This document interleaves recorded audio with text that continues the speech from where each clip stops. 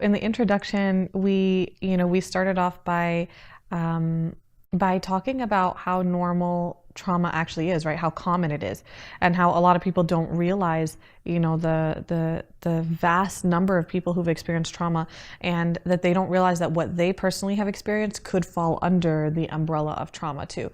So kind of bringing that out there. And one of the main things that we talk about is our framework, right? Yes, which I totally love. Yes. And I don't know if anybody else has the same framework. So, with trauma, first people were talking about just focusing on the mind. And then we went into a few decades of also focusing how it impacts the body.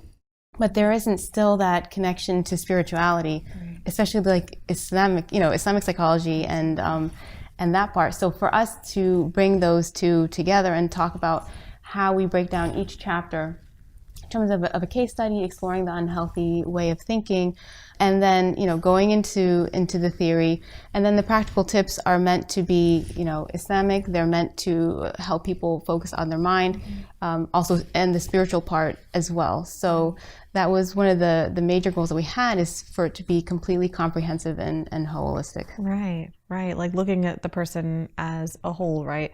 That if you change the mind, that helps to change the heart, that helps to impact the soul, but that the body is a component in that as well. And we include like ayat and ahadith, like verses from the Quran and sayings of the Prophet ﷺ in each chapter to allow us to reflect on how they apply to our thought process and our journey in healing.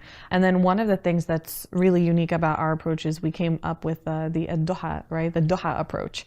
Najwa was the one who thought of this in terms of applying Surah al-Duha and the way that Allah subhanahu wa ta'ala is talking to the Prophet Muhammad ﷺ in this surah, and it's a very unique and really, I find it very like an empowering and very validating approach in terms of when you consider the way Allah subhanahu wa ta'ala is talking to the Prophet ﷺ. It validates us as like holistic people, right?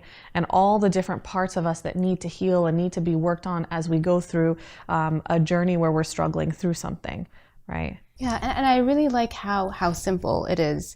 When we look online and you start to explore Islamic psychology, the writings can be very dense. And I've been a clinician for a long time. You have been also. Mm-hmm. Reading it is very complicated. It's very, very hard to understand. And so one day I was driving, I was like, Allah, just show me an easy way for us to link psychology and trauma. Mm-hmm. And then I was like, subhanAllah, like Surah al-Duha is the perfect example. And it's so easy for people to understand, and it really hits trauma from a clinical perspective on all different levels. And so we are so happy for people to be able to see that throughout the series. Yeah.